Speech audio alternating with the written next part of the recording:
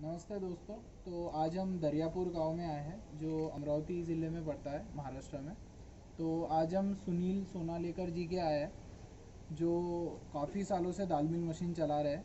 तो आज वो हमें बताएंगे कि उन्होंने दाल मिल मशीन कैसे सेटअप की, उनका व्यवसाय कैसे चल रहा है, और जो दाल मिल मशीन सेटअप करने की सोच रहा है उनके लिए वो काफ़ी सारे टिप्पणियाँ या टिप्स देंगे।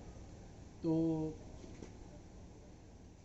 सुनील जी, नमस्ते। हमारे दर्शकों को बताइए कि आपने कौन से ईयर में दाल मिल मशीन का सेटअप किया था और कैसे शुरुआत करी थी, कैसे मशीन ली थी, और आपकी शुरुआत के बारे में बताइए। दाल मिल के बारे में मैं ये बताना चाहता हूँ कि सबसे पहले हम श्री राम एसोसिएशंस अकोला पीकेवी मार्फत हम अकोला गए। अकोला में पीकेवी मार्फत में श्री राम एसोसिएशंस में गए। वहाँ पे हमने वो दाल मिल की मशीन ली थी, छोटी मिनी दाल मिल। तो तब हमारे समझ में आया कि ये दाल मिल की मशीन अपने आने वाले जीवन के लिए बहुत सही तरीके से एग्जिस्ट हो सकती है, इसलिए हमने वो मशीन देखा। फिर हमने वहाँ से वो परचेस किया। परचेस करने के बाद फिर वो चालू किया। चालू करने के बाद उसमें हमने बहुत सारे इम्प्रूवमेंट की वजह से वहाँ मशीन चालू करने की, और आज की कंडीशन में बहुत सही तरीके से धंधा हो रहा है।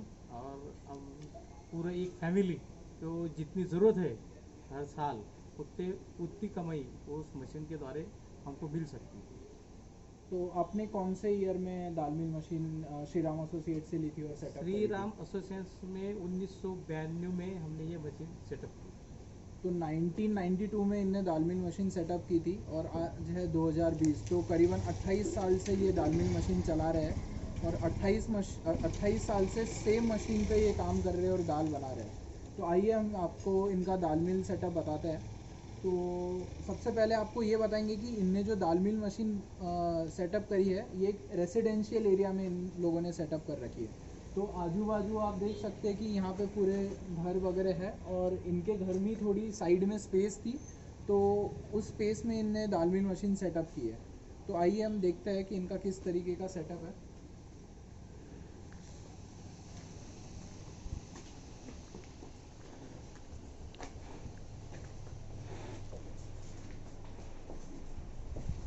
तो आप ये बताना चाहेंगे कि करीब करीब ये कितनी जगह में आपने सेटअप करी है? ये करीबन टोटली 1100 स्क्वायर फुट की जगह है। अच्छा। पूरी टोटली दाल मिल के लिए जो जगह है वो टोटली 1100 स्क्वायर फुट तो की जगह ये है। बताइए कि कम से कम कितनी जगह चाहिए? अगर किसी को एक रूम है तो कम से कम छोटा से छोटा कितनी जगह में कोई चालू कर सकता है दाल मिल? कम से कम 500 या 600 स्क्वायर फुट में भी अपन दाल मिल चला सकते हैं। और बाकी कुछ जगह लगती है कि जो आपका रॉ मटेरियल है या फिनिश प्रोडक्ट है वो रखने के लिए, और कम से कम 500 से 600 स्क्वायर फीट के एक रूम में कोई भी दाल मिल मशीन चला सकता है।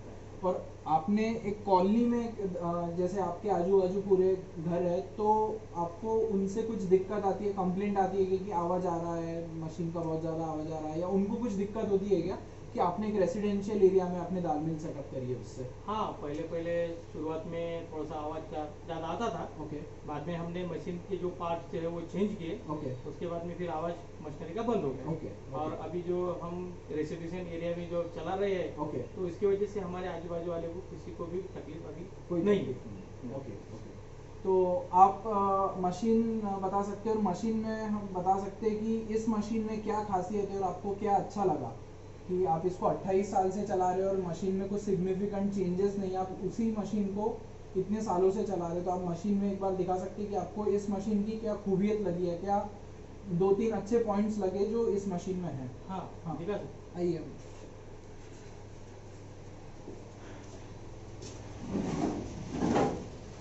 तो ये इनकी मशीन है, 28 साल से चला रहे हैं। हर साल ये मशीन को भी कलर करते हैं, कुछ थोड़ा बहुत इन्होंने इम्प्रूवमेंट किया है हमारे फैक्ट्री में आके, कुछ चेंजेस करे हैं। तो सुनील जी अभी बताएंगे कि इस मशीन में उनको क्या पॉजिटिव चीज़ लगी जो इतने साल से चला रहे हैं।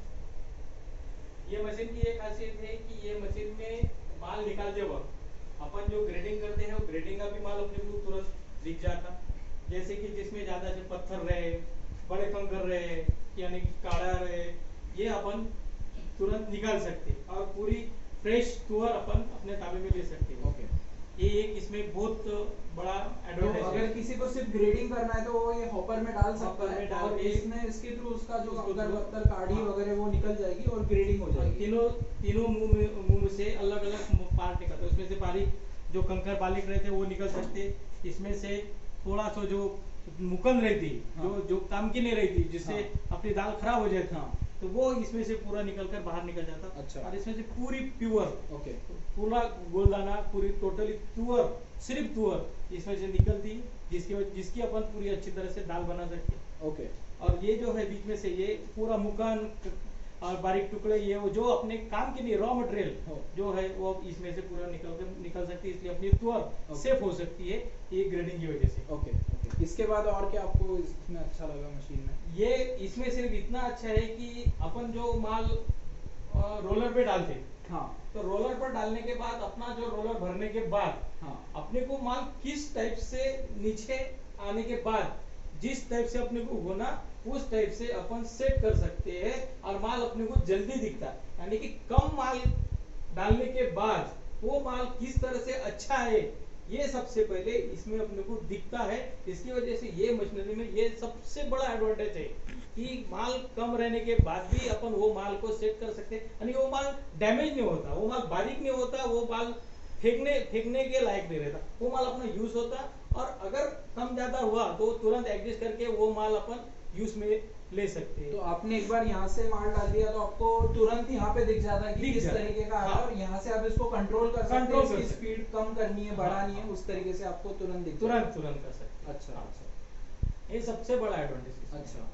उसके बाद में इसमें रोलर है, रोलर में अपन गोलदाना निकालते हैं। गोलदाना अपने को किस टाइप से होना, अगर अपन ने थोड़ा भी ब्रेक मारा तो अपना सामने जो दाल निकालने का एवरेज है वो कम आ जाता। अच्छा। लेकिन अपन ने अगर उसका थोड़ा लाइट में लिया हाँ। तो अपना एवरेज जो है सामने जो दाल निकालने का एवरेज है वो अपना परफेक्ट आ जाता। अच्छा। जितनी अपने को आवश्यकता है या अपन ने जितना अपन अपने मुंह से निकलता है कि अपन कस्टमर को ये परसेंट से माल देंगे करके, अच्छा। वो परसेंट अपना मिल सकता है वहाँ पे। अच्छा। अच्छा।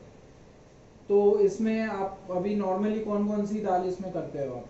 इसमें हम तुअर की दाल बनाते हैं, अच्छा। चने की दाल बनाते हैं, मूंग की दाल बनाते हैं, उड़द की दाल बनाते हैं, मूंग का सोल बनाते हैं, उसके बाद में मूंग का उड़द का सोल बनाते हैं, बरबटी की दाल बनाते हैं, उसके बाद में हम गेहूं, हाँ। सबसे इम्पोर्टेंट बात कि गेहूं इसमें पूरी तरह से सफा हो जाता है। अच्छा। और पूरा कंकर, बारीक कंकर, टूसिया, काड़ा, ये सब पूरे क्लीन हो जाते। अच्छा। और इस साल काफी यानी कि पूरे शेतकरी लोगों का जो माल आया है गेहूं का, हाँ। वो हमने इस साल इसमें बहुत अच्छी तरह से निकाला और उसका एडवांटेज हमको बहुत मिला। अच्छा। और कस्टमर सेटिस्फेक्शन है उससे हाँ। कि भाई गेहूं निकलता है बहुत सही, और वो गेहूं की वजह से वो कस्टमर भी सेटिस्फेक्शन है और उनको जिस टाइप से गेहूं होना वो उनके गेहूं हमने निकाल के दिया इस साल। अच्छा। अच्छा। तो आपने जो कस्टमर की आप बात कर रहे हैं, तो आपने कस्टमर बेस किस तरीके से बना, आपने मार्केटिंग कैसे की, लोगों को पता कैसे चला कि आप यहाँ पे जो ये व्यवसाय चला रहे हैं? तो एक मार्केटिंग कैसे, अगर कोई नया मशीन लगा रहा है तो उसने मार्केटिंग किस तरीके से करना चाहिए? उसने जब जिस दिन वो मशीन लगाता है तो सबसे पहले अगर उसने मार्केटिंग में के लिए पॉम्पलेट अगर बांटे, अच्छा। गांव में बांटे या शहर में बांटे, तो उसका एडवांटेज उसको बहुत अच्छी तरह से मिल सकता है। अच्छा। और उसके बाद में वो जो तुअर निकाल के देगा कस्टमर की, हाँ। तो वो अगर तुअर की दाल अगर उसने सही क्वालिटी से निकाल के दिया तो वो कस्टमर खुद होके दूसरे कस्टमर को बोलता कि भाई इसके यहाँ बहुत अच्छी तरह से दाल निकलती है, बाकी की जगह एवरेज सही आता है, परसेंटेज भी सही देता है और मार्जिन जो है परफेक्ट लेके पैसे लेता है। इसलिए और विश्वास, उसका माल उसको ही मिले, उसकी दाल उसकी तुअर की दाल उसको ही मिले, ये सबसे इम्पोर्टेंट बात है। इसकी वजह से मार्केटिंग में रहने के बाद धीरे धीरे वो आगे बढ़ के तुम्हारा पूरा धंधा सेटअप कर सकता है। अच्छा। बहुत लोग ऐसा है कि उसको भिगा के भी रखते हैं और फिर उसकी दाल बनाता है, और इस मशीन में दाल बनती है, तो दोनों में क्या डिफरेंस है और उसके क्या फायदे हैं? हम तुअर पूरी कोरी लेते हैं, जिसको हम भिगाते नहीं। ओके। हम पूरी कोरी तुअर लेते हैं और उस पर हम खुद प्रक्रिया करते हैं। अच्छा। पहले ग्रेडिंग करते हैं, हाँ। उसके बाद में टचिंग करते हैं, हाँ। टचिंग करने के बाद उसको गोलदाना बनाते हैं टोटली, फिर उसको तेल लगाते हैं, हाँ। 2 दिन भिगा के रखते हैं। हाँ।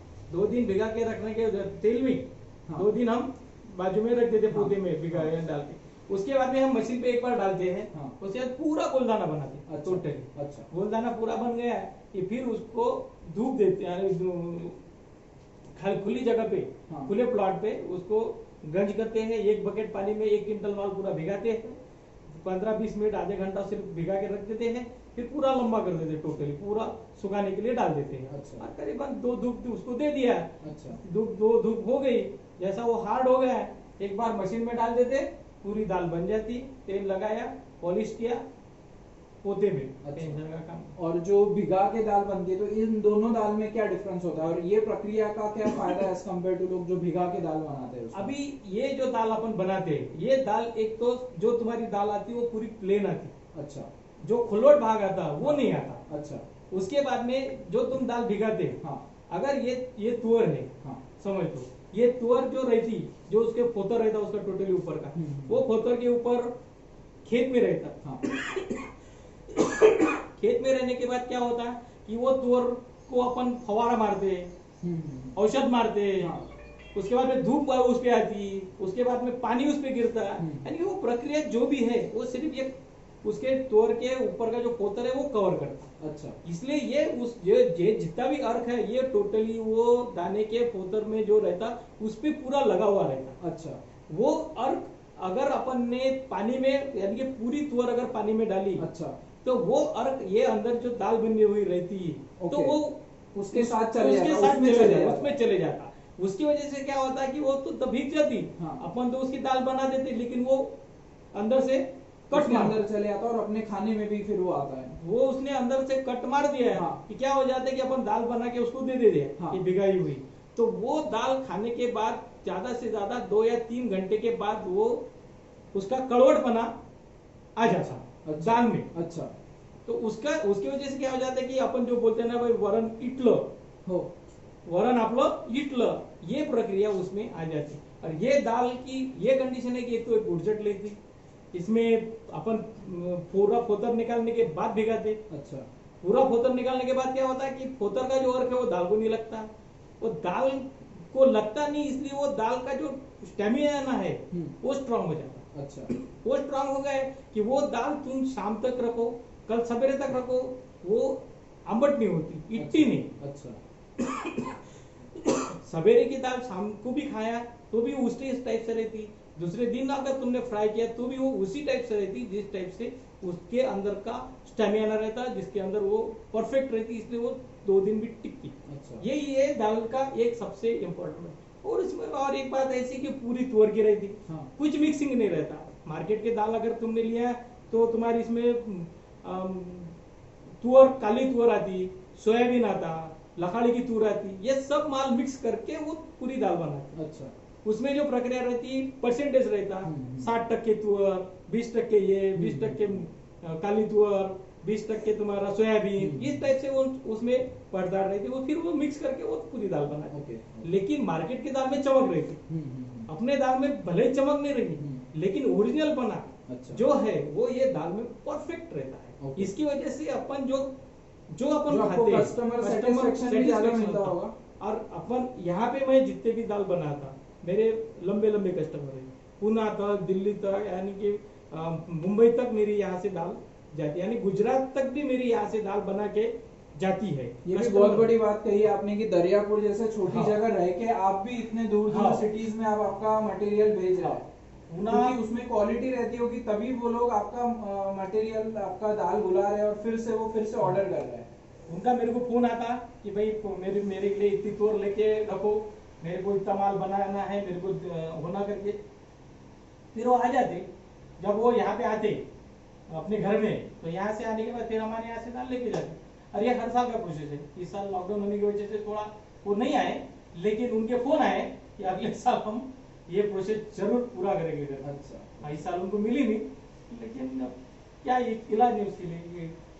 आपके द्वारा एक और चीज जाननी थी कि कोई अगर नया दाल मिल लगाता है तो उसको कितना टाइम लगता है पूरा प्रोसेस सीखने में, और कितना डिफिकल्ट है या कितना आसान है?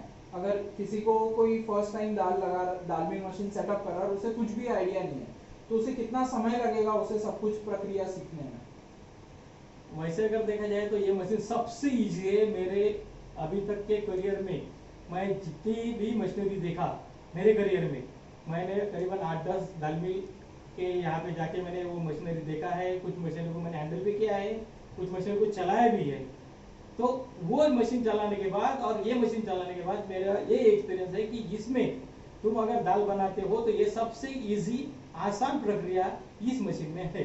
अच्छा, सबसे आसान। अच्छा। क्योंकि एक तो माल पूरा कंटिन्यू दिखता है, अच्छा, किस टाइप से निकलता है, ग्रेडिंग किस टाइप से होता है, माल किस टाइप से निकलता है, दाल किस टाइप से बन रही है, ये सब प्रक्रिया टोटली आपको से दिखती है। अच्छा, इसलिए ये मशीन को सेट करने के लिए ज्यादा तो वक्त और नहीं लगेगा। मेरे को तो ज्यादा वक्त नहीं लगा, क्योंकि मशीन का तो पूरा सेटअप मेरे हाथ में है, पूरा मशीनरी का काम भी मैं करता हूँ। अच्छा। अब नए आदमी को भी ऐसा ज्यादा यानी कि ज्यादा वक्त नहीं लगेगा। अगर उसने तुरंत हाथ में लिया या 1 या 2 क्विंटल ज्यादा ज्यादा उसने माल निकाला तो ज्यादा ज्यादा 2 या 3 क्विंटल के अंदर वो पूरा सीख जाएगा। पूरा सीख जाएगा। और इसको कितने लोग लगते हैं चलाने के लिए? इसको करीबन 2 लोग कम से कम 2 लोग पूरा मशीन पूरा 2 लोग, कम से कम 2 लोग। और इसमें कितने किलो या कितने क्विंटल एक दिन में आप दाल बना सकते हैं? मैं इसमें यानी कि टोटली एक दिन में पूरी पहले तेल में डालने का माल करीबन मैं 5 से 7 क्विंटल एक दिन पहले प्रोसेस में करता हूँ। उसके बाद में तेल में से बाहर निकालने का माल 5 से 7 क्विंटल निकालता हूँ। और उसके बाद में दाल बनाने का 30 टर्म में ये दाल मिल मशीन में चलाता हूँ। अच्छा। और तीसरा टर्म मेरा दाल बनाने का रहता, जो धूप देके हुए जो दाल आती पूरी तैयार होके एक बार बनने के मशीन में डालने के बाद पूरी दाल बनती, वो प्रोसेस मेरा आखिरी का रहता तीसरा टर्म। अच्छा। तो करीबन एक दिन में करीबन 15 से 17 क्विंटल माल हम इसमें डेली हमारे हिसाब से हम निकालते हैं। अच्छा। और अगर ये बिजनेस अगर कोई सेटअप करता है दाल मिल का बिजनेस, तो वो कितना कमा सकता है एक साल में या एक सीजन में? एक सीजन में करीबन 2.5 से 3 लाख मिनिमम उसकी कमाई हो सकती। अगर उसने खुद की दाल बनाया और बेचा तो फिर वो ज्यादा भी हो सकती। अच्छा। और अभी हमने देखा कि काफ़ी अलग अलग डिज़ाइंस आ रहे हैं, काफ़ी अलग अलग मैन्युफैक्चरर्स आ रहे हैं दाल बनाने के। तो एक जेन्युइन कंपनी जो इतने सालों से दाल मिल मशीन बना रही है, तो उनके मशीन और जो दूसरे मशीन है उसमें आपको क्या डिफरेंस लगा कि एक जो कंपनी जो इतने सालों से मशीन बना रही है उनके मशीन क्यों लेनी चाहिए? या उन मतलब बहुत से बार होते हैं कि कोई कम पैसे में मशीन दे रहा है या फिर किसी को लगता है कि ये सस्ता मशीन है, ये हमें ले लेना चाहिए। तो आपके हिसाब से कि जेन्युइन कंपनी से लेने के क्या फायदे हैं मशीन? सबसे पहली बात ऐसी है कि ये मशीन में तो इजी माल निकलता। इसमें बेल्ट जो है वो इस टाइप से लगाए हुए है कि जिस टाइप से अपना हाथ या पैर जा नहीं सकता। अच्छा। ये सबसे इम्पोर्टेंट बात है। अच्छा। मशीनरी इस टाइप से लगाई हुई है कि अपने पार्ट को, पूरे शरीर को किसी बात की तकलीफ नहीं होती। अच्छा। पूरी सेटअप है टोटली। और जो बैक साइड है, जो अपना बारीक माल निकलता या टर्पल निकलते, उससे अपने को सामने रहने के बाद तकलीफ नहीं होती। अच्छा। बहुत सारी मशीनरी में मैंने देखा है कि पीछे से ही माल डालना पड़ता है। हाँ। और उसका ब्लोर और बारीक माल निकलने का भाग पीछे से ही है। अच्छा। और वहीं से उसको माल डालना पड़ता है। इसलिए उसका जो भाप रहती, हाँ। या जो बारीक ये रहती, वो अपने मुंह में या अपने शरीर में उसकी जाने की संभावना ज्यादा रहती। अच्छा। और ये मशीन में वो संभावना 99% नहीं है। अच्छा। क्योंकि अपने को पीछे से जाना ही नहीं पड़ता, जो काम है वो अपने को सामने से ही करना पड़ता। और उसके बाद में जो इसमें माल पूरी तरह से दिखता है, अपनी दाल कैसे बन रही है, उसके बाद में अपना टचिंग किस टाइप से हो रहा है, उसमें कंकर आया नहीं आया वो दिख रहा है।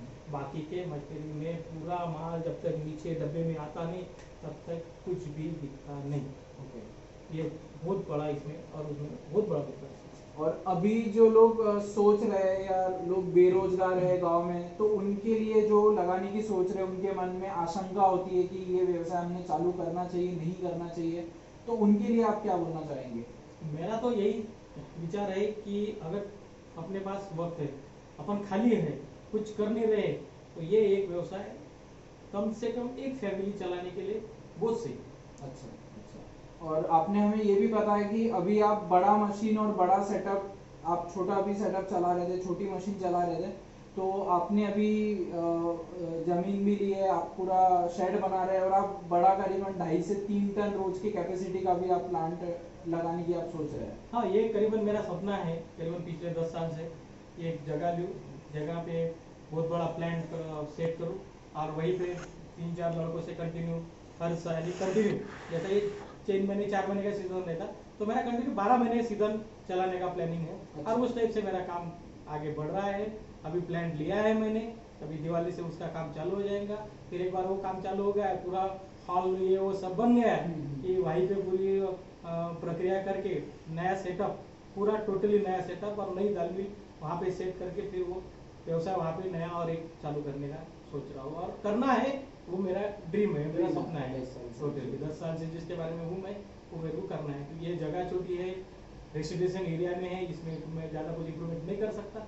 लेकिन अगर मैं थोड़ा बाहर जाऊँ तो वो इम्प्रूवमेंट मैं पूरा टोटली करूँगा और उसमें मेरे भगवान ने चाहा तो सक्सेस हो जाए और परफेक्ट हो जाए, उसमें मैं, वो मेरा सपना ही है, वो मेरे को करना ही है। मुझे एक और चीज़ बताइए कि जो बड़ी दाल मिल होती है, जैसे 3 करोड़ 5 करोड़ का इन्वेस्टमेंट होके लोग जो बड़ी दाल मिल बनाते हैं, तो बड़ी दाल मिल में जो क्वालिटी की दाल बनती है और एक छोटे दाल मिल में जो क्वालिटी की दाल बनती है, तो दोनों में क्या डिफरेंस होता है, नहीं होता है, किस चीज़ का डिफरेंस होता है, वो आप हमें ज़रा बताएंगे।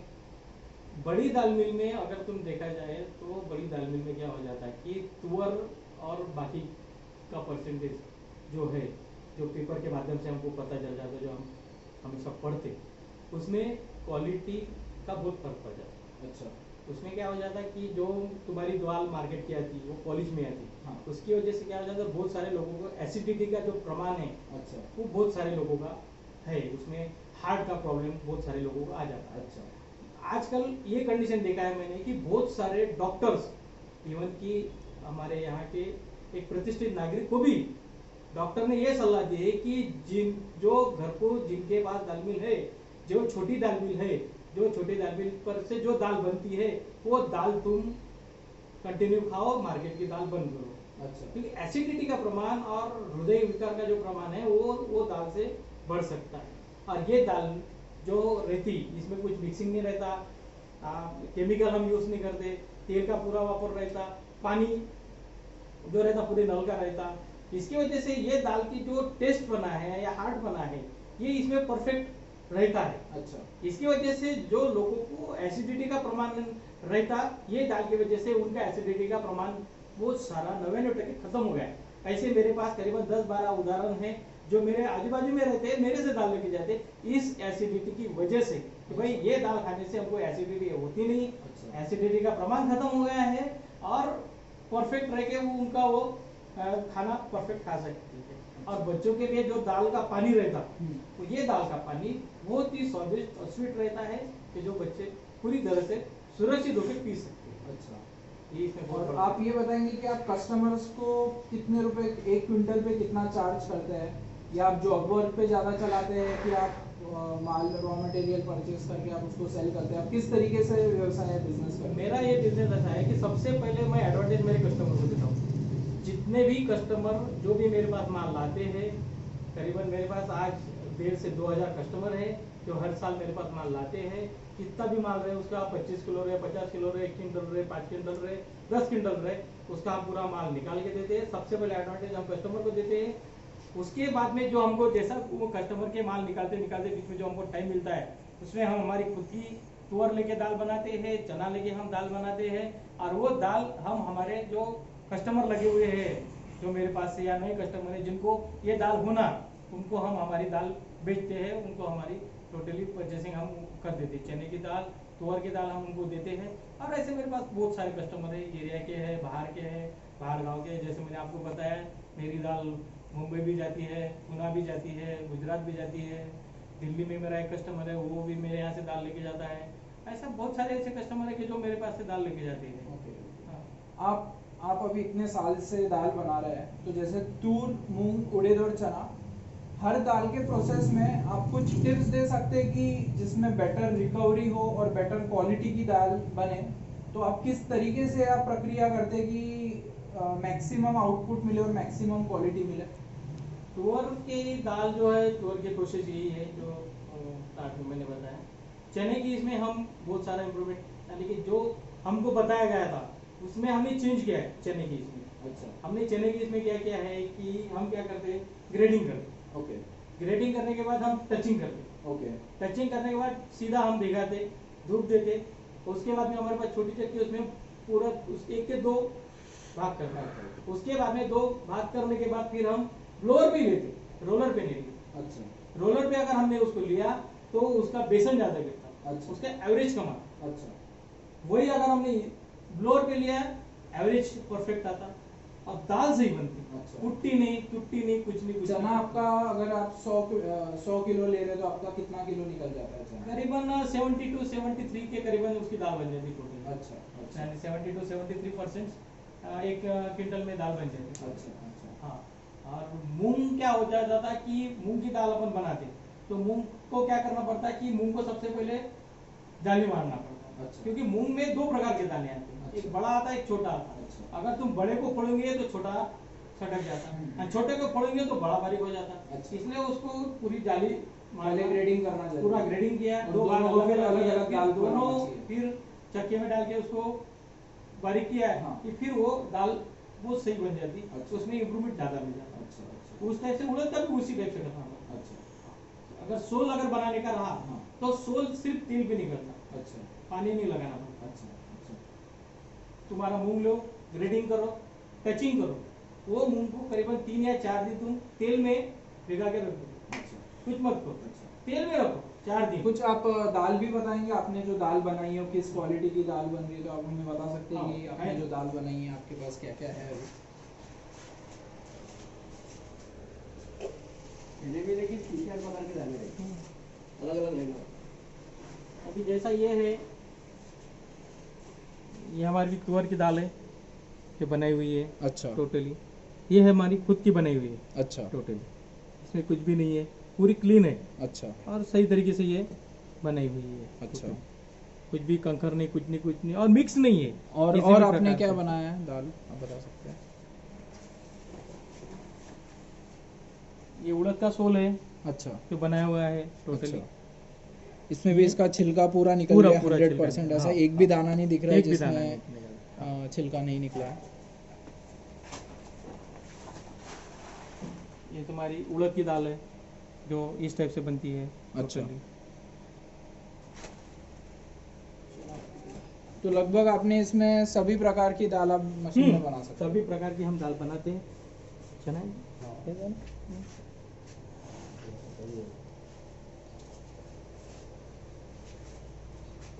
ये चने की दाल है जो टोटली बनाई हुई है हो। टोटली। अच्छा हर एक प्रकार की दाल बनती है टोटली। उसके बाद में बारीक फूस में से मुकन निकलती है, वो अलग रखते हैं हम, और चूरी अलग निकलती है, वो इम्प्रूवमेंट अलग रहता तो है। जो चूरी होती है और जो छिलका होता है वो एज अ बाय प्रोडक्ट निकलता है, वो उसका आप क्या करते हैं, वो कैसे सेल करते हैं कि उसका क्या करते हाँ, हैं? जो कस्टमर को चाहिए, जिनके यहाँ जानवर है, तो उनको जिनको चाहिए तो वो लेके जाते। अच्छा लेकिन बाकी के जो लोग लेके नहीं जाते हाँ। तो उनसे हम खुद परचेस कर लेते हैं। अच्छा और उसके बाद में जो गौरक्षण रहती, हाँ। जिनके पास डेयरी रहती, हाँ।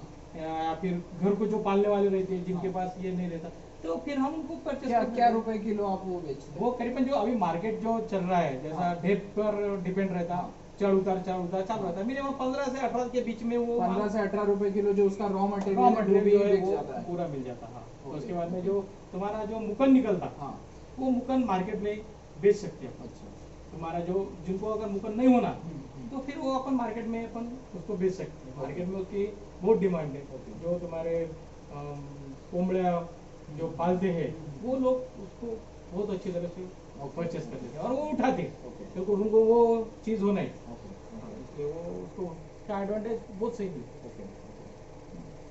चलिए सुनील जी, बहुत अच्छा लगा हमने आपका इतना टाइम लिया और आपने हमें इतना जानकारी दी दाल मिल के बारे में। आपका जो 28 साल का एक्सपीरियंस है वो हमारे दर्शकों को डेफिनेटली कहीं ना कहीं हेल्प करेगा, और हम आशा करते हैं कि आप जो बड़ा प्लांट लगा रहे हैं उसमें आप सक्सेसफुल हो। Thank you. धन्यवाद।